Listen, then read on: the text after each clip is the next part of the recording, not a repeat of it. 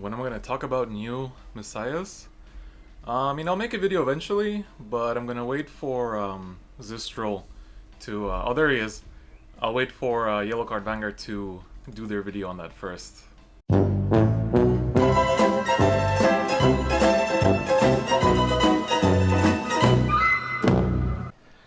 Ladies and gentlemen, you know what time it is. If you're here watching this video, you've read the title. That's right. V-BT08 Ginga Ryuen, also known as Silver Dust Blaze, has just come out in Japan, and it will be hitting the Western shores very soon, in about just 2 months. And so I just want to make this video now to talk about it. Those of you who know me know that I'm in love with Link Joker, and for the first time ever, Messiah is actually looking to be one of the best decks in the format, so obviously I'm very excited about them myself. And I've spent about just over a week now, testing and experimenting with all the new cards, figuring out the deck builds, just learning how to play the new style of deck. And while I'm not done yet, my testing is not even halfway complete yet. A lot of people are very interested in the thoughts and how the Messiah deck is built, how it plays. So I just thought I'd take this chance to spend this a bit now talking about the new cards and the deck as a whole, and just going over everything. But obviously, because I haven't finished my testing yet, this video will not be a deck profile. This video is going to be a primer. What that means is I'm going to talk about every playable card, both new and old, how they work together, the strengths and weaknesses of each one, how they fit in the deck, whether or not I think they're worth playing or not. Once I decide on a proper list and I've tested it and I'm really happy with it, I will be sharing that later. You can keep up to date with that by following us on Twitter, down in the description, and just keep an eye on our videos and social media and stuff like that. If you like the rest of the content, feel free to subscribe to the channel, check out the rest of our videos. Hopefully, we'll teach something great. So, the stuff is good, of course, but here on Yellow Card Vanguard, we're not after good, we're after optimal.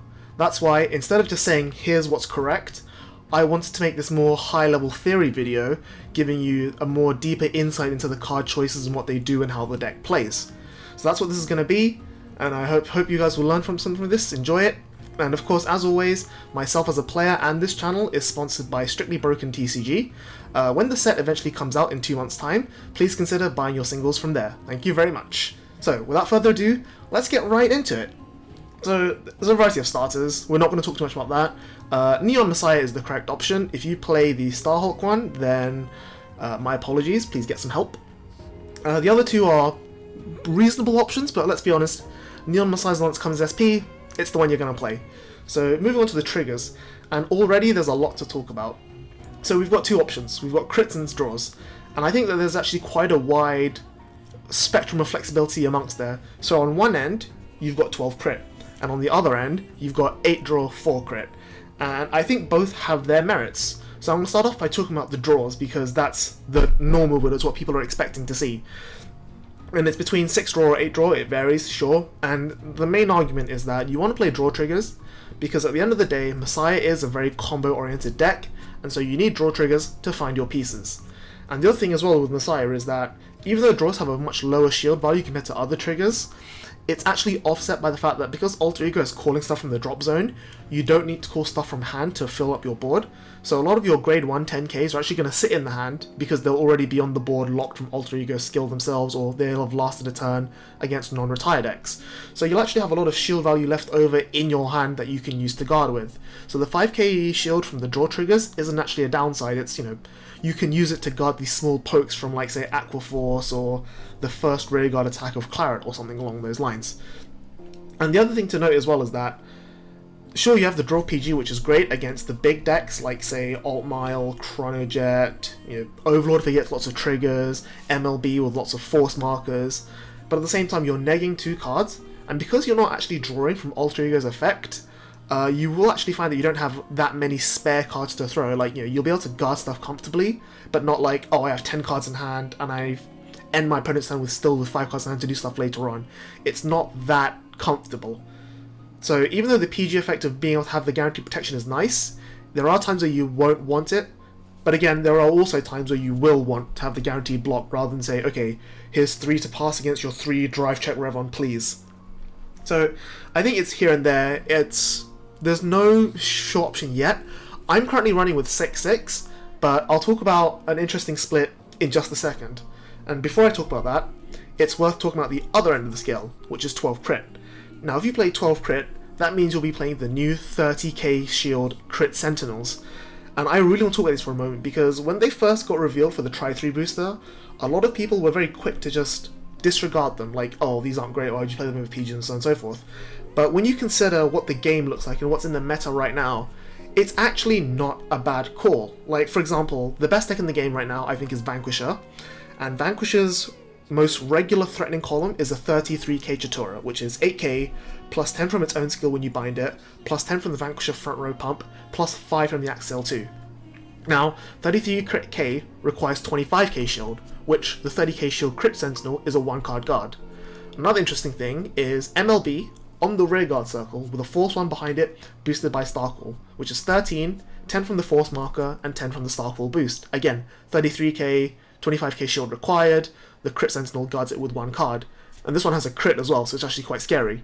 A few other relevant cards, like say Volcos from the enemy in the mirror match, and even Ignoload boosted by Lava Flow, which is 25 plus 13. Again, it's 38k, requires 30k shield, which the crit provides perfectly. The other thing as well is that because you're just playing 4 Alter Ego, you don't actually have that many grade 3s to re-ride, so it's not unreasonable to go through the entire game with just the single Force 2 marker, which means that your other 2 columns will be losing crit pressure. So by playing 12 crit, you increase the chance of being able to just end the game by hitting your opponent with a big unguardable column with 2 damage. And as always, regular vanilla crits have 15k shield, and more shield value is honestly, like, you're never going to say no to that. They're just always good to have. So the other thing I want to talk about is the split in Sentinels. Now there's the list that I'm currently experimenting with and I'm not decided on yet, but it plays 6-6, 4 vanilla crits, 4 vanilla draws, and then 2 of each Sentinel. And that's because, again, sometimes you want the guaranteed PG, and sometimes you want the 30k shield to be just a 1 card guard against a lot of big decks. Now there are consistency issues there, but you are still playing 6 draws, so it shouldn't be that bad. But overall, I think there is definitely a place for the 30k Sentinels. It's probably meta dependent, and it's probably a call about what you feel comfortable with, but I just wanted to bring that up in that, there is probably a healthy split, and there are multiple options there available. So that's the starter and the triggers talked about. Let's now move on to the grade 1s. Now, I think there's quite a few good options for grade 1, and obviously you only have so much space for them, so we're just going to talk about them one at a time, starting with the newest first, moving on to the older. So the first one is White Dwarf, Lady Balerother the White Dwarf. She's our grade 3 searcher, and she has an extra effect that can sometimes give her power, and I'm going to talk about the power effect first. So she only gains 5k if there's a face down card either on either player circle or in the bind zone. And at first you might think, okay, yeah, sure, that's really easy to get. But remember that Messiah doesn't actually bind all that often, and because you have to unlock everything when you attack, there's actually going to be quite a number of attacks where she's not going to have the plus 5k if your opponent doesn't have any bound cards. Specifically, if your entire board is unlocked going into your attack phase, which, let's be honest, you want it to be so you can enable 5 attacks, she's only going to have the 5k for 2 out of those 5 attacks. Because the first attack, when everything's unlocked, she's not going to have it. Then at the end of the first attack, your rearguard will lock itself after it attacks, so the next one will get the 5k. Then when that attacks, it locks itself. Your Vanguard attacks, unlocks everything, so if your White Dwarf is behind the Vanguard, she'll lose the 5k. And then your first rearguard attack after your Vanguard attack will have the whole field unlocked, so again, she'll lose the 5k there. So on the second and fifth attacks is where you want your White Dwarf to be boosting. Now the problem there is, assuming the ideal line of play for a turn is something like, say, let's say you have a Fencer and a Volco, you're not high rolling with double Volcos, right? The attack order you want to go for first is the Fencer on its own for 15, because this hits anything that's not MLB and dodges triggers, and it's just, force them to hit a small shield value. Then your second attack, you want to have the Volco, which is 30k with the Force 2. The reason you want to have the Volco second is because you want to give the 10k from Volco onto your Vanguard, because your Vanguard doesn't gain any power without the boost itself, and you want that to push a bit more shield value. So that Volco will then lock itself, and then your Vanguard will attack for 23k, unlock your board, and you'll then have a Volco and the Fencer again. But now, after the Vanguard attacks, you want to attack with the Volco first, so that you can take the 10k from the Volco trigger, and then give it to the Lady Fencer, so she'll be 25 base, before the Alter Ego plus 10, before boosters, before even triggers. So that helps you balance the load, or balance the power load across your 2 attacks. Now, I'm going to try and put up a graphic here on the screen. No promises, my Photoshop skills / paint skills aren't great, but you can see that the attacks where you want the fencer to be boosting don't line up perfectly with what you're boosting. Now, it doesn't matter too bad because White Dwarf doesn't lock herself, but at the same time, you see that, White Dwarf is not going to be boosting the same rearguard for those attacks. So you either have to commit 2 White Dwarfs to get the maximum value, or you have to decide which column you want the boost in, or you have to adjust your attack pattern to account for the 5k boost. Now, if you can bind something, which we'll get onto later, then it's great, you don't need to worry about it, she's a permanent 13k, brilliant. And let's say that you had to use Alter Ego Soul Blast skill to make a front row locked rearguard that you can't unlock immediately, then yeah, sure, the first rearguard attack which you have will get the 5k, but at that point, when you have a locked front row going to the battle phase, you've given up what's basically the first / 5th attack of that combo. So, she's good, she's really good, but she's not perfect. She's not like Mighty Bolt or Branwen, who are always active. So you're still going to play it probably, just be aware that it's not the card I want on board most of the time. But of course, we're talking about the second skill now, and that's the reason you play her, the grade 3 search effect. And this is what makes her really stand out. So there's 2 things here. First one is that not only does it find you your alter egos, which is your main ride target, which you always want to have, which is great, it can also find you the grade 3 order, Clear Frame. And that's really important because Clear Frame helps you enable that 5th attack immediately on the combo. So you don't need to have locked a Volco the turn before with Gustra, you don't need to have like sacked one onto the board with the Manipulator, you can just go ride alter ego, Soul Blast 1, pull out the Volco, unlock the Volco, and so Fencer just gives you that little bit of extra consistency to help you get there.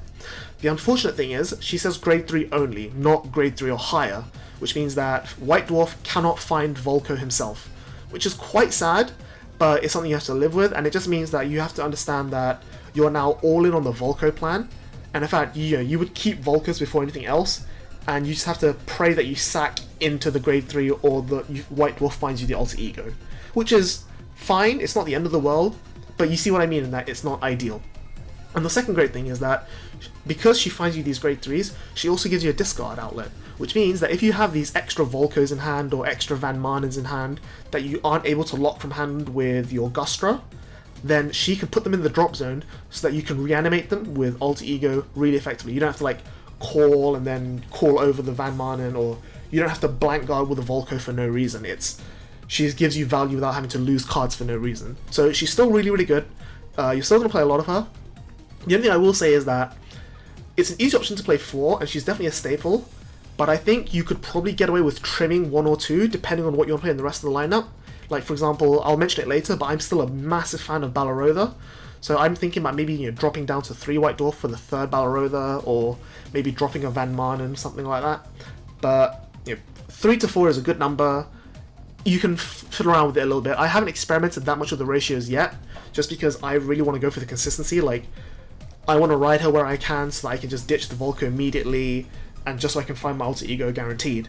But again, I think there is room for experimentation there. The next grade one we'll talk about is another new one, which is Vanmaanen. So his effect is, when he's unlocked, you can draw a card. This effect only activates from the same name once per turn. So basically you can only have one on the board at a time, realistically.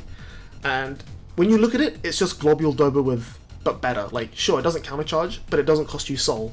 And it's not, like, restricted or anything, it's just when it's unlocked, draw a card. So, super solid, helps you find your pieces. It's pretty much free cards. Like, Alter Ego is already a soft +2 to board, and Vanmaanen turns that soft plus into an additional hard plus. Like, it's an extra physical card in hand that you can guard with, that you can call next turn, that you can do stuff with, whatever. It's just generically super good. There's not a lot that needs to be said here. The only thing that I will comment on is the ratios itself, because like I said, it's a hard once per turn, so multiple copies are going to be wasted. Like, having 4 Vanmaanen is not going to help you at all. You want 1 on the board, and then either 1 in hand or 1 in the drop zone, just so you can like cycle between them repeatedly.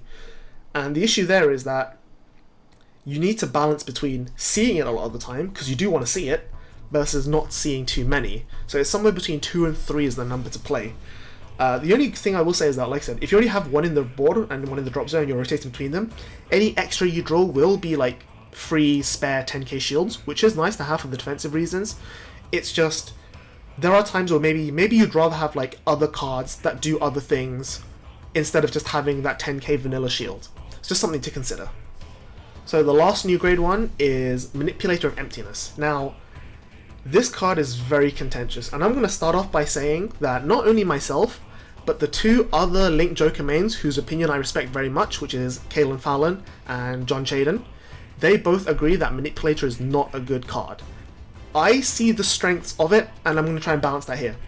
So she's basically your backup Gustra. The effect itself is good. The fact that she can put Volco or Vanmaanen down onto the board from hand, and then draw your card on top of that, so it's a soft plus to board, is great. Like, it's, if you can ride it going second, it's a good ride, because it can turn your Volco in the hand on turn 1, and then you're still maintaining hand size.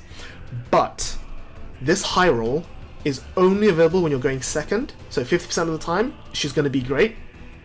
And then on top of that, you have to open the Manipulator and you have to open the Volco.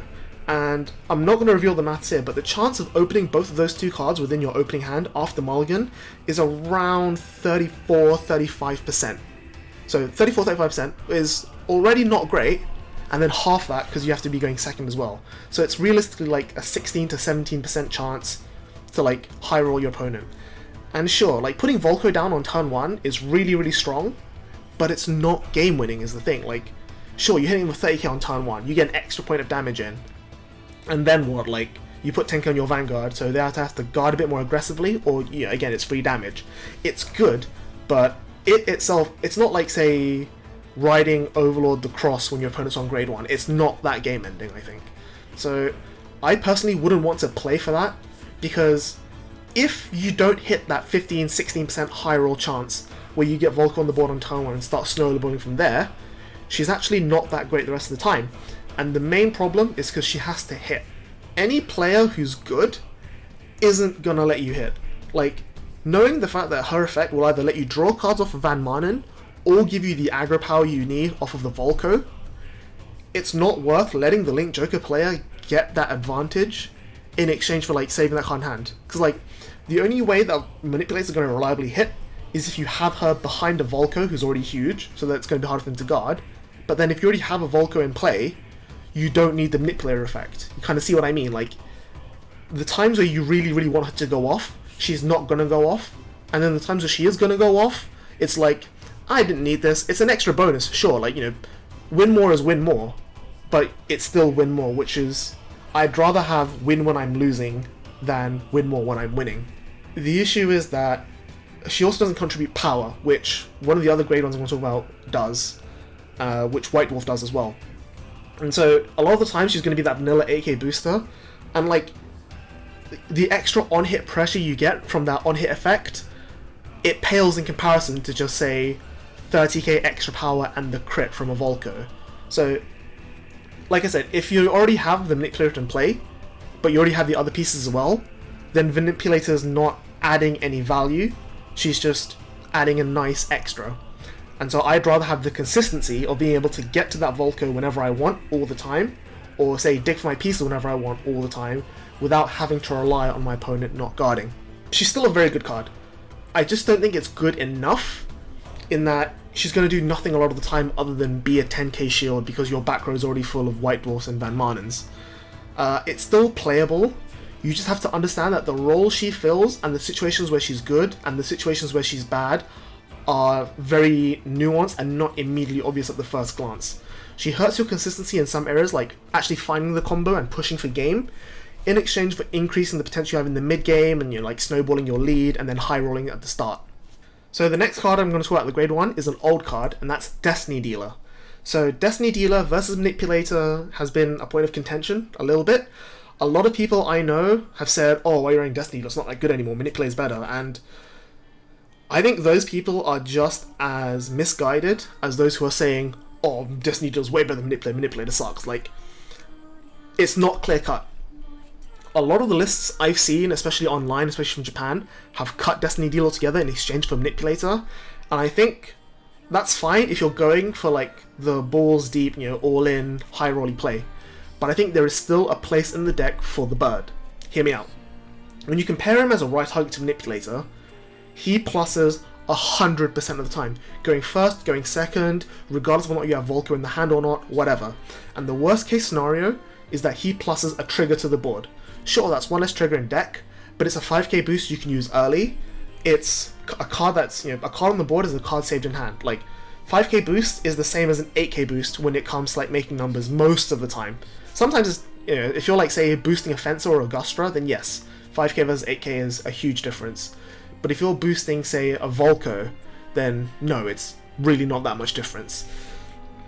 And eventually, like, you will probably eventually call over that trigger once you start setting up the rest of your pieces, but it's still like that early booster that can sometimes make a difference. So he doesn't have the potential to sack a Volco into the board like Manipulator does, because it comes from the top of the deck, it's a random chance, right? But here's the thing. Assuming you went first, you ride the Destiny Dealer, and then you draw a card from the on-ride effect of your starter, assuming there's no Volcos in your hand, i.e. there's all 4 still in the deck, the chance of hitting Volco as that top card is just under 10%. Now, I know, that's really low, but compared that 10% to the 16-17% of having a Manipulator, it's not that different in the end, right? Like, sure, 6-7% is a lot compared to like 10%, like, going from 10% to 17% is a 70% increase. I get that. But in the grand scheme of things, over the course of 100 games, it's like another 7 games where you hit that Volco. That's why I think having the chance of Destiny Dealer always getting you that plus, and still having the high potential of hitting a Volco, is just so much more consistent, and I would rather have that consistency. The other thing we're going to talk about is the second skill, right? So, Soul Blast 1 to lock the top part of your deck from rearguard is not great for 2 reasons. One, again, it's random. It's not like Gustra or Volco where you lock from hand and then draw off the top. It's literally lock from the top. So again, you could lock a trigger, you could lock, say, a grade 2 or a grade 3 when what you really need is a booster. You could lock a grade 1 when what you really need is something that can actually hit columns when it's unlocked and attacks. There are here's and there's, and it consumes soul, which you need for alter ego. But, and here's the big but, it generates an extra lock on the board before the battle phase, which means your Balerother is going to be 15k boosting before relocks. It means that if for whatever reason you need that booster straight away, or you need the extra 15k booster after the unlocks, he can get you there if you need it. The ability to set up like multiple locks on the board is actually really, I think, underestimated by a lot of people who are looking at the deck, in that, sure, you give up a bit of power on the first attacks, or you maybe even give up the 5th attack altogether, but what you get in exchange is the chance to have way more power and a lot more not filtering, but like, you see how if I have a Gustra in my hand and I use Destiny Dealer first, and he finds me, say, a Lady Fencer or even a Balerother as a booster, suddenly like what I call to the board can change, because now I can think, okay, well, I can then boost my Gustra with the Destiny Dealer, then lock over the Gustra with something, and sure, Destiny Dealer's wasted, but then it's now a bigger column compared to me just having the Gustra on its own, unboosted, while I lock something else to make my Vanguard booster even better. Things like that. So, there's arguments here and there, but at the end of the day, like, Destiny Dealer lives on the opposite end of the scale to Manipulator. He's reliable, and he's consistent. He's never going to be amazingly busted the way Manipulator is, and there are times where he's going to be bad, in the way there's times that Manipulator's going to be bad, but on average, he's always going to be good, is what I think. He's always going to put a body on board. He costs a resource that you can't always pay, but he will always put that body on board when you need it, which is something that cannot be said for Manipulator. I'm still personally a big fan of Destiny Dealer just because of that consistency. It's definitely got nothing to do with the fact that I've got 4 SPs that I don't want to go wasted. And the last grade one I'm going to talk about is Balerother.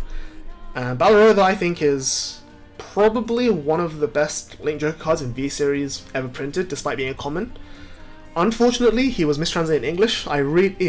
Kale and I both constantly say that, oh, if only Balerother had his actual misprinted skill. But even with his actual correct text, he's still a really powerful card. Now, it is slightly situational dependent about whether or not you need that extra power, but the one thing that Balerother does that I think no other card in Link Joker does, especially in terms of the combo, is he gives you the choice of either splitting your power gains evenly across the Volco column and the non-Volco column, or he can be put behind the Volco column and just make it unguardably huge without a PG. It depends on the situation. You know, you have to be reading the flow of the game, you have to be keeping track of what's in your opponent's hand, which is honestly something you should be doing as a good player anyway, but I think he really rewards that by either pushing the Volca column to like 50, 60 plus columns, or by making your Fencer column also 50, 60 plus where you need it to be. Generally, he's only going to be an 18k booster because 8k base plus 2 drops from the Alter Ego, and that puts him on par with white dwarfs that are locked from the drop zone that haven't been boosted with the 5k. However, when you use Destiny Dealer, or Gustra, or Fencer, or even Manipulator to an extent, he can get up to 28, maybe even 33k sometimes, depending if you have multiple like locks during the battle phase. So at that point, if you're high rolling, he outpaces the other boosters. And if you're not high rolling, he's at least on par with them.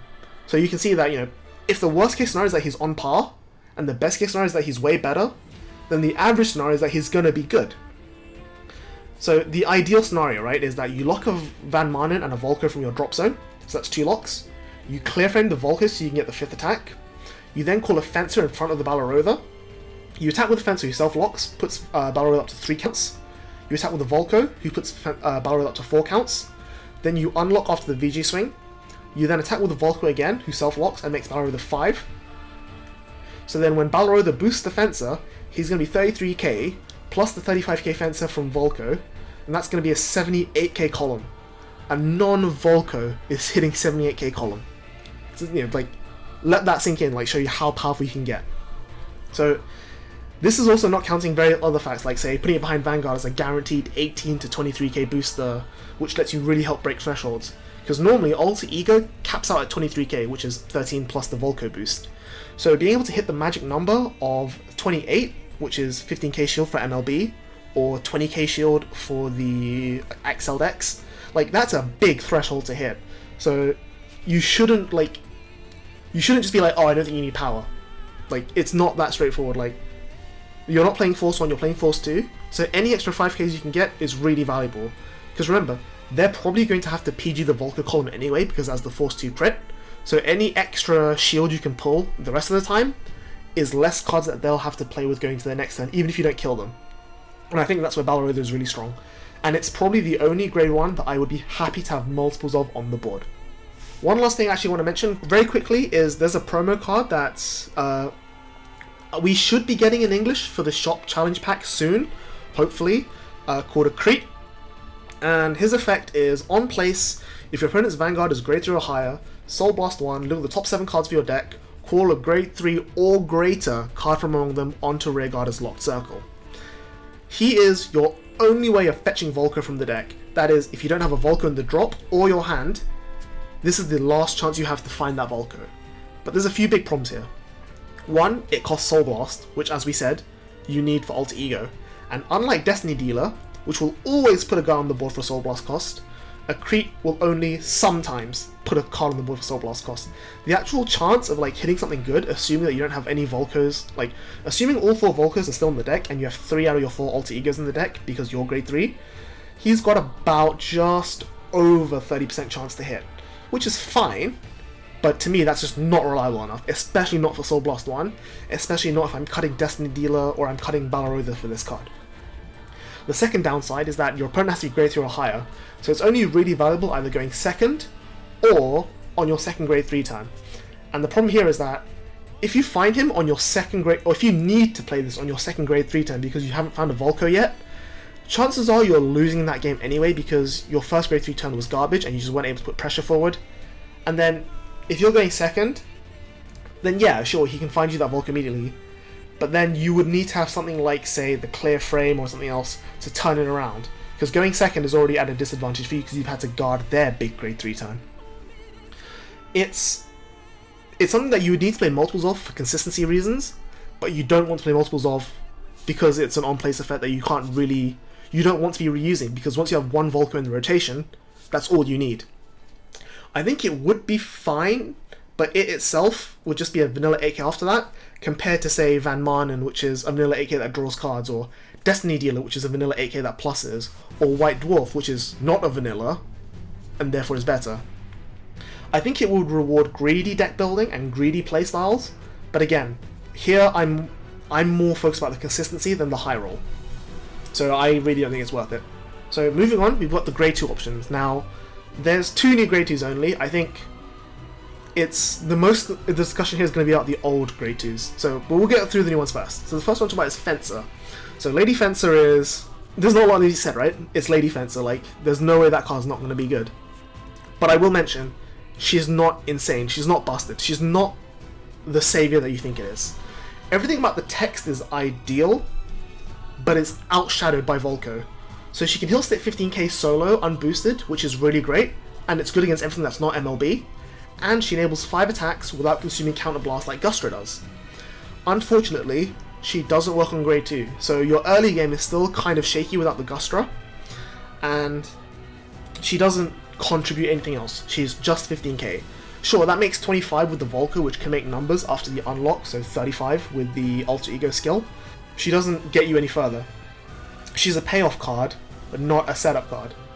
And when you compare it to, like, say, Gustra, who does both payoff and setup, you see that it's, you know, you can see why she's not as good and why I say that she's not busted. I would never be unhappy to have her on the board, but if I've got, say, the option between Volco, Gustra, and Lady Fencer, then you can, for sure, Lady Fencer is the one that's not being deployed. That's just how it is. Which means that the 5k shield is often a bit wasted. So it would have been nice if she did something like Soul Charge or gain a bit extra power, like say maybe gain 8k so you can hit 18k thresholds against MLB. Would have been ideal. But as it is, like, it's just good. It's not amazing, it's just good. And you'd still play it. You just maybe wouldn't play 4 of. I'm personally playing 4 at the moment, again, for consistency reasons, but I can definitely see this being trimmed. Like, it's one of the first cards to be trimmed, I think. The next grade 2 we're going to talk about is Gustra. Now, this guy is the star, right? End of battle means that you can attack with him and still enable 5 attacks, even if you like something garbage from hand, like say another grade 1 or like something that even doesn't lock itself. He locks from hand, so you can take Volco from your hand and put onto the board easily. He works on both the rearguard circle and the vanguard circle, so he's a good ride target on top of that. And he uses Counterblast 1, so that, which is a resource that you're actually using very much of, like almost nothing else in the deck counterblasts. So you've got resources to spawn him for days. It's just, he enables everything. The great thing as well is that if you're going first, and you don't, like say, you don't want to commit the Volco onto the board immediately, you can drop the Vanmaanen first, draw you a card, and then guard with the Volco or whatever, or even the other way around. Like, the fact that he gives you a second out for locking to the board is just super valuable, and I think he's one of the cards that I'm going to mulligan aggressively for. So you just play 4 off, no questions asked there, just does everything. Gustra, I think, is one of the few cards that I would legitimately call busted. The next grade 2 is one of the... So we're moving on to the old grade 2s now, and we've got Blast Monk Thunderfoot. And this guy has been good from the beginning, I think. It's... You know, he's being reprinted in the Festival Collection, so obviously that probably tells you that he's probably good in some way, shape, or form. He was always one of, like, the support cut members of the Harmonics era Link Joker. Like, he was great, but you didn't rely on him because he cost Counterblast, and at the time, the Harmonics deck needed a lot of Counterblast for Burst Monk and Harmonics. But the reason that he's really come to the spotlight now is for 2 reasons. One, Alter Ego costs Soul. So Soul is now an actual taxing resource that you have to worry about. And so Blast Monk gives you Soul. Literally gives you Soul. And you don't care about Counterblast anymore because Alter Ego doesn't cost it. The only other thing that's competing for your Counterblast is Gustra. And you have like up to 5, maybe even 6 or 7 depending on heal triggers, Counterblast to play with throughout the course of a game. So spending 1 or 2 here and there to give you an extra Soul here and there is a totally fine trade, especially when you consider that Soul is going to turn into +2 cards on the board from Alter Ego's skill. So it's just good to have. The second thing is White Dwarf. Blast Monk is one of the few reliable, unconditional sources of bind we have.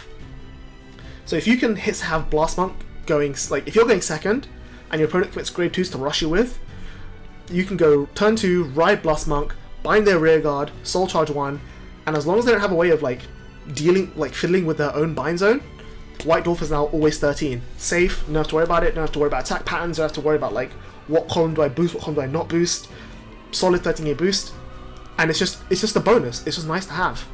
And actually something that I only thought about like a few hours ago when I was like rehearsing the script, against decks like say Revon or Overlord, which have these really pesky strong rear guards, like, what's his name? Gallias, Ignilode, even Claret with their grade 3 Bassadin.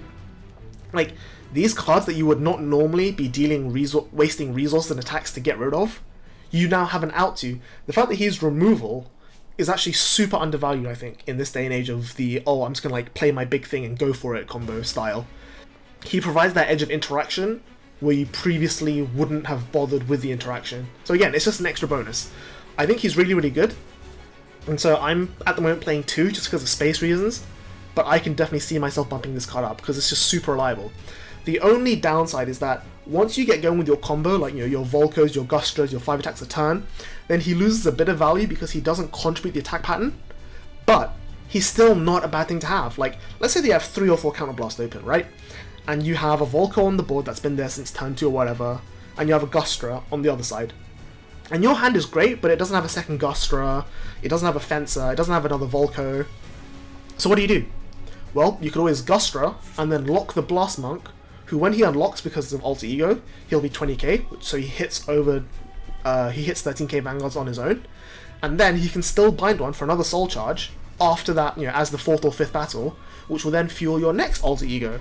So there's nothing, it's not even a bad option off of the Gustra. So next is the next grade 2 from the old ones, and this is the one that I'm going to talk about a lot, and that is Remarkable Burst Monk. So forgive me for not looking at the camera here, I've written a large paragraph that I'm just going to read off the screen here because this is something that I really want to talk about. So, Burst Monk, along with Vanmaanen, is another source of guaranteed plus. However, unlike the previous days of Harmonics, you no longer have reliable ways of locking him. You've only got Gustra, and maybe Destiny Dealer, and sure, you can Soul Blast him to bring him back with Alter Ego, but let's be honest, for Alter Ego Soul Blast effect, you have better targets, like Volco, like your Vanmaanens, even Whiteouter is a 13k booster. And so, like, if you're in a position where you can Soul Blast to bring him out of the drop zone instead because they didn't kill Volco or something, sure, great. But it's not like Harmonics where you just search him out the deck and always fish for the restand. It's now something you have to actively play towards. I don't think it's worth the effort anymore. The second concern is that he only procs on grade 3s, not grade 3s or higher, which means that Volco will cause him to miss. Sure, the plus side is that Clear Frame will be a hit, but you're only playing like 2 or 3 Clear Frame, like, it's still a reload chance. And because you're playing Volco now, your deck space is so tighter, you can't afford to be running like 10 to 12 grade 3s like you used to. So the chance of actually restanding is super low. And like, yeah, sure, if you actually do restand the Alter Ego and you get an extra Volco attack, it's really powerful, maybe even game ending. But it's not something that I want to play to because it's not consistent. Like, yes, it's amazingly strong, but the rest of the plays you have are equally strong. Like, even 5 attacks, one of which is a Volco and the other one of which is a Fencer, that's still like good enough to end most games.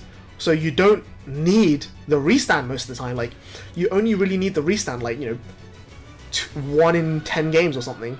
Like, I've not really played enough with this card to like say for sure when you need the restand, but I can tell you for a fact that most of the games I've played, I didn't need the restand. So it's effort that's effectively wasted, right? The advantage is that, yeah, he's an intercept that you can intercept and then guard for 5k shield, and then you get a plus for bringing him back with Alter Ego. But the thing is, you're playing a card that does very little the rest of the time. Like, like at the end of the day, he's counterblast 1 to draw a card if you give up Vanmaanen, which is just draw a card without counterblast, by the way, or you already have a Volco in the play. So again, in the same line as Manipulator, he doesn't enable anything if you're not doing well. He's win more. Like, if you already have a double Volco, then yeah, you can guard within 5k and then lock him behind the Vanguard to fish for an extra card. But I don't need, like, when I'm winning, I don't need that extra card. When I'm winning, I need big boosters so that my Volcos are more likely to hit. And if I'm losing, I don't need that restand potential or that extra 1 card draw that's going to stop me losing. Like, that 1 card draw has to be a PG for me to not lose, or it has to be Volco if I don't already have Volco. So when you're losing, why would you commit the resources to Burst Monk over Vanmaanen, over Volco, over Gustra? That's my concern here. I haven't done the full maths on it, I just did like some quick scribbles and like some quick calculations, but the chance for Burst Monk to go off on your first grade 3 turn, going first, assuming you've hit no other grade 3s other than your ride target, is just under 20%. And just under 20% to sometimes win the game, remember, most of those games you're probably winning anyway, it's just not worth it for a grade 2 that does almost nothing else the rest of the time. That's my concern. Burst Monk was the go-to play before in the Harmonics build. It was all you had, like the rest of your cards were garbage. But now you have the Volco game plan, which is not arguably only stronger, but also definitely more reliable. So now you don't actually need to put all your eggs into the Monk basket anymore. You can now like actually play for the Volco. And like sure, it doesn't cost you very much to play the Burst Monk. Like it's 2 slots or 3 slots if you want to play a bunch of them, and it's 1 counterblast that you have you have plenty of counterblast to spare. So yes, you can play it. I think it's fine. I just don't think it's better than the other options of going for consistency of being able to always Volco them. And sure, like playing Blast Monk over Burst Monk, it's not going to mean that you're going to hit Volco when you otherwise wouldn't hit Volco on the Burst Monk deck. What I mean is that the games where Blast Monk will be impactful, I think, are going to be more numerous than where Burst Monk will be impactful. Like sure, when Burst Monk is impactful, its actual impact is way higher, I'll grant you that. But I don't think you need that way higher impact. I think you want that medium high impact more often, because the deck is already very strong. That's the core thing here. The reason I'm chasing consistency over the high roll potential is because you don't need to high roll. Volco is already good, so just make Volco better. That's the core argument here. There's one last grade 2 I want to talk about, which is Vect. I think Vect is totally not necessary. Like, he fills a similar role to Blast Monk, but the difference is instead of soul charging, he draws you a card. So it's like a weird in-between of Blast Monk and Burst Monk. If anything, I would say it's the worst part of Blast Monk combined with the worst part of Burst Monk, because Vect doesn't give you any high potential. He gives you removal sure, which turns on White Dwarf, but he gives you a draw, which you don't really need, and he doesn't give you a bind, or he doesn't give you soul charge, which you also really need. So it's just not super necessary. Like, again, he's a good target to come in off of Vect, because he gives pressure on your opponent's guarding, because he's going to be like a 30k column or something, with the added benefit of binding and drawing if your opponent doesn't guard with a trigger. But I just think you don't need that a lot of the time. Like, again, there will be times where Vect will be amazing, but I think those times will be few and far between. It's just generally not worth it. I'd rather have the Blast Monk, which is less good, but good more often. So, finally, we're moving on to the grade 3 pluses. So I'm going to start off with Volco himself. Volco is... Where do I begin? Like, it's just so over-spec. Like, the entire deck revolves around this card. It's all you care about. Your number one priority should be see Volco as soon as possible, and then get Volco onto the board as soon as possible, and then keep swinging with Volco as much as possible. It's just Fencer on steroids. It's everything the deck needed, basically. Like, it's that fat, massive rearguard that you always wanted to have without having to like rely on Manipulator Messiah combos. It's pressure that you always wish you had because you have Force 2 on it now. Legitimately, the only thing that this card fears is Vanquisher, because once you bind it, it's gone forever, which is a downside. But otherwise, it out-pressures almost everything else out there. Like, it out-pressures Altmile, it out-pressures Mordred, it almost even, I think, it almost matches Overlord in terms of pressure, because, sure, you don't have 3 Vanguard stands, but when Volco is 30 and then 40k on his own, that's basically 2 Vanguard attacks, especially with the Force 2. It's just so insane. Like, sure, it might seem like a brick at first, because unlike the Gear Chronicle grade 4s, you can't ride it and they don't do anything else. You can't bind them from the drop zone for benefits, but you have to find it so badly, you have to play 4. And, this just goes without mention that if you have 2 Volcos on the board, it's very hard to lose the game when you have 2 Volcos. So sure, the 3rd and the 4th Volco are completely unnecessary, but the chances of you having them in hand when you already have the other 2 is so low, and even then, they're pretty good PG fodder because they don't have shield value, they're just extra cards. It's just insane. There's not much else I can say about the card. You just gotta play 4. So we have next we'll move on to Alter Ego, which is, the savior, literally the messiah of the deck. It has 2 major advantages over Harmonics. The first one is that you don't need to rewrite grade 3, so it's a first grade 3 ride and it does stuff. And the second one is that it doesn't plus as hard as Harmonics, and it doesn't give you as much power as Harmonics, but it doesn't need to, because it still gives you enough plus and power that you can end the game. Like, Soul Blast is a slightly questionable resource sometimes, especially if, you know, for the second grade 3 turn onwards, because you can't reliably re-ride, and there's not much soul charge other than Blast Monk. So if you're spamming Alter Ego skill every turn, then it will become a problem as the game goes on. But because of how much pressure that Volco gives you, like, the game shouldn't really be going past the second or third grade 3 turn realistically. And on top of that, like, if you really need to re-ride, then you have enough digging that I think it is feasible that you can bank on it. Like, I wouldn't rely on the re-ride, but it is an option. And, like, you know, the fact that Volca's gonna be 40 time enough, the second time enough, is just... Sure, your Vanguard's gonna be 23k, at most of the time without Balerother. I think that's fine, because you have your triggers, which will go onto the Volco, will end the game, or, you know, your triggers will go to the other column, will end the game. Harmonics was the first deck in Standard to have multi-attacking force, and let's be honest, Alter Ego is just an upgrade in almost every way. The only time I can think that I would want to have the Harmonics is when I don't have PGs in hand and I'm facing MLB and I just need the Harmonics Counterblast 1, discard, draw 4 cards, and dig for that PG.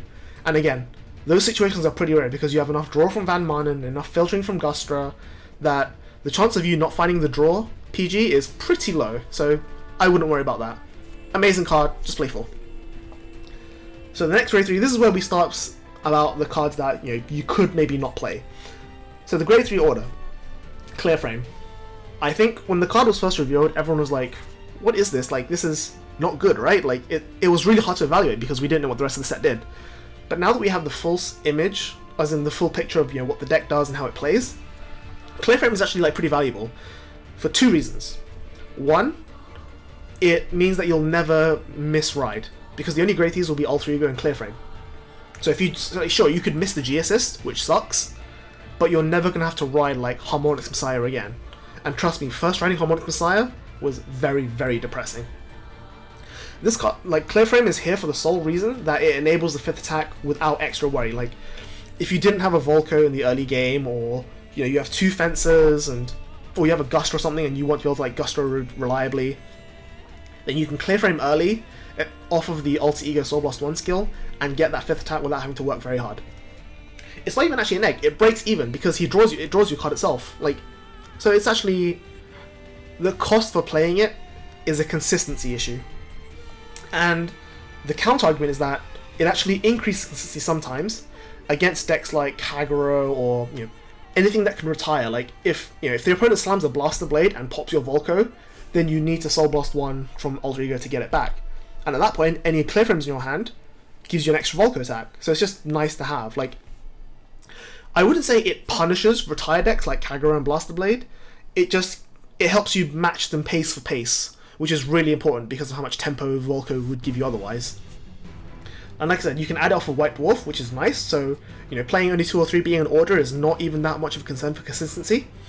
It is, of course, once per turn, and it is another card on top of your 4 Volcos that have no shield value, which is kind of sad. So, you know, you don't want to have too many in the hand, which is why you don't want to play 4. Also because orders are once per turn, so, like, literally anything beyond the second copy is definitely a brick. There are not enough cases where it's going to be good that I would want to put into the deck, so it's definitely worth considering. You know, probably going to see play a lot more often than not. You know, it's worst. Like, let's say that you already have like a decent setup of Gustra and the Volco, and you have another Volco in your drop zone, and you have Clear Frame. I would take the Soul Blast to get the second Volco and then Clear Frame it, like, instead of the Gustra. I really would, because you don't get to draw a card off of the Gustra, but you have 4 30k attacks, and that's really, really good. So next up, we're moving on to the old grade 3s now, and there's only 2 grade 3 about. Like, the old deck you would play Grey on, the Deleters, because it's the only other grade 3 you have to turn on Burst Monk's Restand, but now Deleters are under consideration. The only other 2 grade 3s you should even think about playing are Harmonics and Ghastly Nail. So I'm going to talk about Harmonics first, because it's a card that's really close to my heart. Like, you know, I really love Harmonics. Like, I tried very hard to keep it playable for as long as I could throughout Standard. It just wasn't doable. Harmonics only unlocks the front row.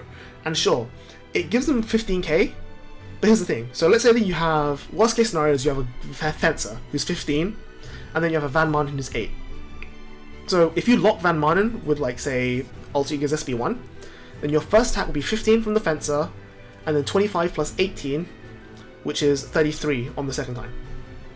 With Harmonics, you would have 15 from the Fencer, sure, and then the second time it would be 15 from the Fencer, plus 15 from the Harmonics, plus 8 from the Vanmaanen. So that's going to be 38. So Harmonics does actually give you a little bit more power, unless you're on, like, White Dwarf or something, but it's kind of like whatever, right? Like, sure, it gives you more power, but you don't need more power because you have Volco, who's 30k, who already has tons of power built in. Like, I think the killer part of Harmonics is the fact that you need a grade 3 in the soul. And again, you don't have reliable soul charge. All you have is, you don't even have that much soul charge full stop. All you have is Blast Monk. So the only way you can really turn on Harmonics is with a reride, which you don't really want to do either because you've got Alter Ego who just does the same. Like, the fact that you can't do anything on the first ride is a death sentence. Like, you're literally not doing anything, and that's, in this meta, where so many other decks do stuff on the first grade 3 ride, it is absolutely not okay. The deck thinning is nice, because it helps you guarantee, like, more triggers, and you can definitely find the Volco no matter what. Is that worth it? Like, you're already putting so much effort into finding the Volco in the rest of the deck, between Gustras, between Destiny Dealers, between White Dwarfs, whatever, like, all these other draw effects. If you're relying on Harmonics to find you the Volco, that's kinda yikes already, right? Sure, Counterblast is the more expendable resource now compared to Soul, but it's just generally not worth it. Like, it's not like you're going to be able to abuse that resource. And the other thing as well is, I want to talk about the draw actually. The drawing 2 to 3 cards compared to Alter Ego is nice because it's a solid plus. But here's the thing, it's much harder now to fully lock your board. Like, you need to have Gustra, you need to have Destiny Dealer, you would need to have, I don't know, like, you don't have Calderon Wing anymore, you don't have stuff like Gravity Well to, like, easy lock stuff. So you're never drawing more than 3 or 4 cards, which is quite awkward. So that, compared with Alter Ego's soft +2, which it doesn't draw you cards, but it saves you 10k shield skill that you don't need to call to boost. It's about the same, I think, so it's fine. Like, I wouldn't bother shoving this into the deck, especially when there's other stuff that I'd rather be playing, like Gustras, like Fencers, like grade 3 orders. And believe me, I'm very sad. You know, I have very nice Harmonics that I would love to keep using, but at the same time, he's not worth it anymore, which is, that's the way the cookie crumbles. And so the last grade 3 we want to talk about is Ghastly Nail. I'm personally a big fan of Ghastly Nail. I've always liked Ghastly Nail. There's just 2 downsides here. The first one is that riding Ghastly Nail is bad. Like, it doesn't do anything. It just straight up doesn't do anything. Like, sure, it draws you a card, but whatever. Like, you lock the Volco and then you can't unlock it again. Okay, sure. Like, it's a plus, but it's, like, it's kind of like a Gustra. It's just a slightly worse Gustra because it costs Soul Blast. And Soul Blast, you know, as I mentioned before now, is a resource you have to be worried about. It's not something you can just spend freely. Ghastly Nail will basically be your 5th and 6th copies of Gustra. The difference being, Gustra can lock over himself because it's end of battle. So you can actually Alter Ego Soul Blast 1 to lock a Volco in the front row, and then Gustra attack, lock another Volco over himself from hand, and then you have 2 Volcos after the unlock. Ghastly Nail can't do that. If you Ghastly Nail into a Volco over himself, you lose the attack. So it's, like, what was the point? What was the point? He does get a lot of power, like, you know, usually 10k, maybe something like 15k, so it's a slightly better attacker than Fencer, and it's definitely a better attacker than Gustra, because Gustra can't hit numbers without a booster.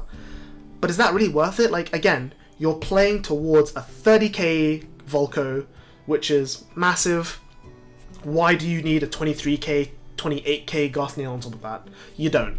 Like, you just need more ways of finding the Volco, which, sure, Ghastly Nail can be if you're low rolling, but do you really want to spend a Soul Blast on Alter Ego to pull out, like, Vanmaanen and something, and then have to, like, Ghastly Nail onto the other column? No, you want to be, at that point, if you have the Volco in hand, you just want to guard with it and then just Alter Ego onto the board, straight up, and then attack with something else for more value. There are some benefits in that you can actually ride the Ghastly Nail, like, as a vanilla and then not use the skill, and then that gives you an extra soul for Alter Ego. But like I said with Harmonics, at that point, you're riding a vanilla grade 3, which is just a death sentence against other decks that do stuff on their first grade 3 ride. So it's still not worth it, especially not for the consistency issues that it brings. So that's an overview of all the cards. I was going to talk a little bit more now about the deck as a whole, and spend like 2 or 3 minutes just explain like some decisions. So the big one is Manipulator versus Destiny Dealer, and Burst Monk versus Blast Monk. It comes down to consistency versus high roll, and me being the way I am, I will always value consistency more than anything else. There's 2 reasons for this. One, it's impossible to argue that Standard is not way more luck based. I agree that there's some skill in Standard now, and that it does actually like take a bit of thinking to play. Like I'm not going to say like, oh, Standard is unskilled, you just helmet and attack. Like no, Standard is actually like a game to play. But at the same time, you can't deny that 1 or 2 triggers has a way bigger impact on the swing of a game in Standard than the swing of a game in Premium. Being able to find your pieces and like find Volco, or in the case of Overlord, find the cross, like having specific cards is way more important in Standard than it is in Premium. Like look at Luard. The only piece Luard cares about is Dagda, and even then Luard can play a decent game without Dagda. Premium Standard is the only format where decks can fall apart at no fault of the player. So because of that, because you have that luck element still involved in Standard, I would absolutely increase consistency wherever I can. Because if I'm going to lose, I would rather lose to either my mistake or my opponent being better than me. I don't want to lose because I didn't draw Volco. I don't want to lose because I was unable to ride grade 2, because we're playing very few grade 2s in this deck. Like, you've only got Fencer and Gustra as your good options. That's why I want to increase consistency. And then the reason I don't care about increasing the high percentage is because Volco is so... I'm going to keep repeating this. Volco is a busted card. It's actually broken. Like, it's so strong. It's game-winning. You probably don't need anything other than the Volco to win games. So, like, sure, resetting the Vanguard and getting extra Volco swing is great, but you don't need it. Sure, Manipulator to, like, get Volco down the board as turn 1 is great, but you don't need it. Like, you'll take it if you can get it. I won't deny that. Like, I'll take it if I can get it. Like, the games I played with Manipulator, where Manipulator went off, busted games. But then the games I played where Manipulator didn't go off, really unbusted games. There's no need to chase the unicorn. I would just take what I can get, that's good. Like, I would rather a deck be 6 out of 10, 10 out of 10 games, rather than have a deck that's 8 out of 10 on 5 games, and then 2 out of 10 on the other 5 games. That's just how it is. Like, feel free to disagree with me, that's up to you.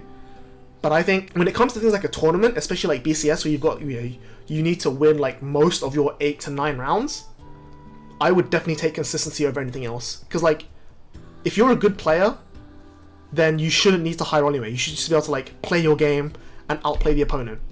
And that's what consistency does. It allows for that. The only other thing I want to talk about is, again, the trigger lineup. I think I want to go back to that a little bit. It's a really interesting to think about. I'm going to play a lot more games with various adjustments of ratios and figure out how it goes. I really think that 30k shield crit sentinels have been given a bad rep, so please check those out, try them out. And yeah, that's about the only other things I want to talk about. Like, we've just listed all the cards, we've listed all the pros and cons, we've listed how they interact. I would love to show you guys some combos, but again, I'm still working on a deck that I'm happy with. I'm still like trying to find lines of play that haven't been found, or something that's better than what you already have. Like things like, say, where do you put the booster? Where do you lock your cards? Like, what do you call as lock? Like, when is it smart to not lock the Vanmaanen from the drop zone? Stuff like this, we're still figuring out. Like, it's not just me. Like, it's me, Kalen, and John. Like, 3 like of the biggest Link Joker mains are like really putting effort into this deck, trying to figure it out. So, I'm sure we'll find something eventually. And when we do, like, I'll make another video, combo highlight, deck profile, like highlight reels, whatever. But until then, please stay tuned.